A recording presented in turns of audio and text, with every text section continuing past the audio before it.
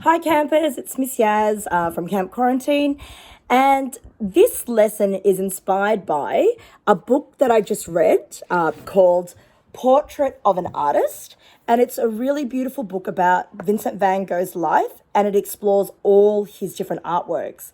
So feel free to check that video out. But for those who haven't seen the picture book yet, I've got like a shortcut version for you today.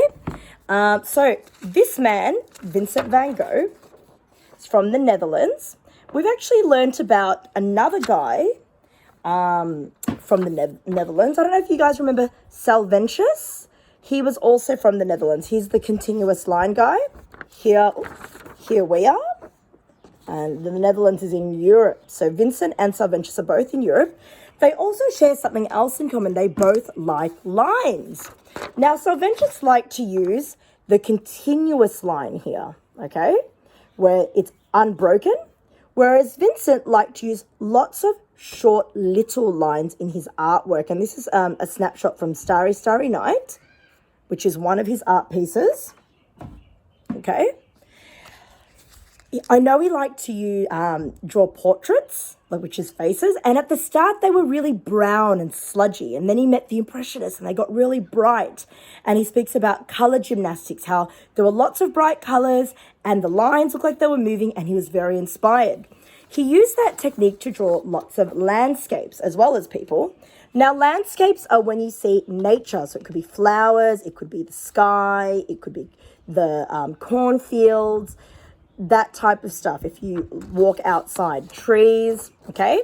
What we're going to do today is he's done so many pieces of art. I think the book talks about how in 2 years he made 2,000 pieces of art. 2,000, that's heaps, okay? So we're going to hone in on one. And I taught this with my students last year, and it is about his painting sunflowers. If you look at these flowers, they don't all look the same. Okay, it's in a vase, and he's got his name there. Okay, very warm colours, all right. Now, for the little guys, when we're drawing flowers, we've got to remember these parts, okay? There's often a stem, some leaves, the petals, the pollen in the middle, okay? So that's what we want to look at when we're looking at flowers, when we're observing flowers.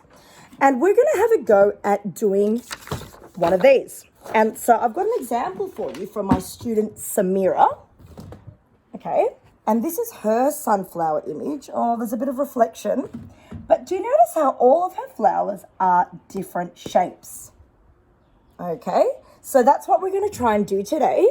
I am going to show you what paints I'm going to use. Now, I love using a brand called Micador.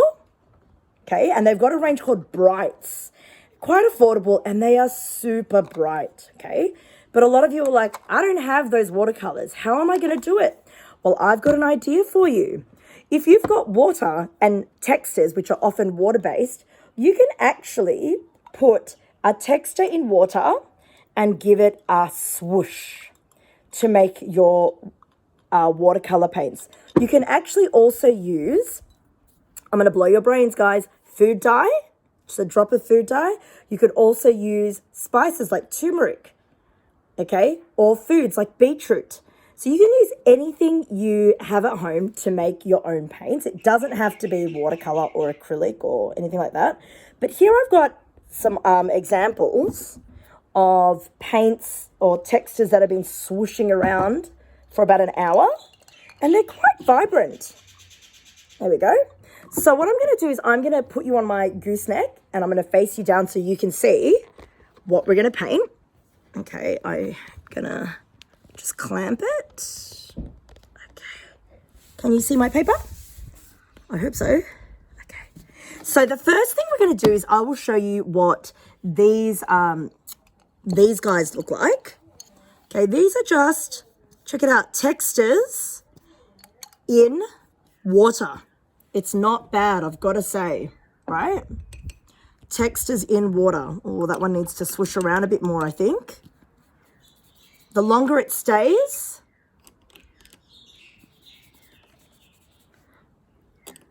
the darker it gets. If you can see that. Oh no, it's a bit of a shadow in there. Maybe I should move us. I'm outside today, guys, because it's so beautiful. Okay. Give me 1 sec. I'm going to move that. What I think I might do is I might use my watercolors because I think these guys need a bit more time to sit. And I want to make sure that you guys can actually see what I'm going to do. Can you see me? Okay. So the first thing I'm going to do is draw the outline. Now, when you are drawing the outline, please use some permanent marker because when you put the watercolor on, it's going to bleed. That means it's going to run if you just use a normal black texture. So I'm going to use a Sharpie or an outline to make my drawing. The first thing I'm going to do is this. I am going to draw the base of my, is my hand in there? Yep. The base of my vase. We're going to do that. Okay. The next thing I'm going to do is do the sides of my vase. 2 diagonal lines like this. Yes. Then I'm going to do 2 more diagonal lines like this. And then a semicircle like that. Then I'm going to draw the division in my vase like that. And then I'm going to do the table or the horizon line where your eyes will meet, okay? There we go. Now I'm going to draw my flowers. Are you ready? Okay. These are, just remember, simple shapes, okay? Don't overthink it. Just try and find the simple shapes. The simple shape is a circle, so I'm going to draw some circles. So I'm going to draw 1 here. I'm going to draw 2 here like this. I'm going to draw another one like that. Remember, flowers are all different, so this. Then I might draw an oval over here, a lying down oval over here, and maybe 1 more. Okay. For this flower, we're going to do something that reminds me of the Filipino flag. It looks like the sun, so I'm going to do 2 straight lines like that, and then points. Okay. So I'm going to literally go around my flower, and I'll do a time lapse of this as well. I won't paint all of it here. I'll just do the flower outlines here in slow motion because you can have a go at painting. Okay. Hopefully you're not rushing like me. And then I'm going to do triangle tips to fill out my flower like this. Yep. Then I'm just going to do spots for my pollen. Okay. For the next flower, I might do big triangles, pointy triangles like that. And then I might do more triangles in between. So so far we're only doing lines, circles, and triangles, okay? Then I might do bumps. So that's like little curved lines as my pollen. There's another flower. For the next flower, I've got dots in between. Then I'm going to do lines on the outside. And then these ones are going to be like cloud petals. Check it out. They're just curved lines. Curved lines like that. Yes. And then I might do the same for this one, but less curvy. Short kind of lines like Vincent. And these guys, I will do bendy lines, but big ones, like this. Like this. I might go around that one. Keep that for later. Like this. Like this. More of that. More of that. And this one here, I might do sharp ones. And then this petal can go behind it.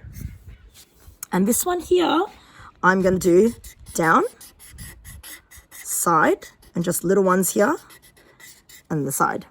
And then now we need stems. So I'm going to put stems in. They're just more bendy lines. More bendy lines. I'm not going to go over my flower. I'll just put them in there like that. And now we need some leaves. So I might just draw some leaves poking out. Leaves poking out there. Leaves, which are more bendy lines. And that's it. I might even write my name here. Miss Yaz. Okay? Now, what I will do is I will use, and I won't do the whole painting here, but what I want you to play with are either your diluted textures, okay, or you can use watercolor or spices or whatever you've got. But let me just try and use orange here. Try using the texture one, see what happens. Oh, that's not bad. It's a bit light. Could probably do with less water or more time. But I'll just do a quick simulation. Like that. And then I might do, because I'm so impatient, my Micador colors. Giving it a swish. Make it closer so you can see what I'm doing. And see what happens here. Oh, yes. With watercolor, you can actually do wet on wet. So wet the paper first. But I'm doing wet on dry where the paper is dry. Okay. And you can layer them. I'm just rushing this and I'll do a time lapse for you all to see. I've got more under here as well. Okay. Might do my table or my sky. Oh, yes. Okay. So you can paint until this is all filled with color, and I will do that in a time lapse, okay? Paint. Doesn't really matter because art, it's just an inspired by, you can do your own version of Vincent van Gogh's Sunflowers. All right, guys, I will do that in a time lapse. See the other video for the finished product. Okay, bye.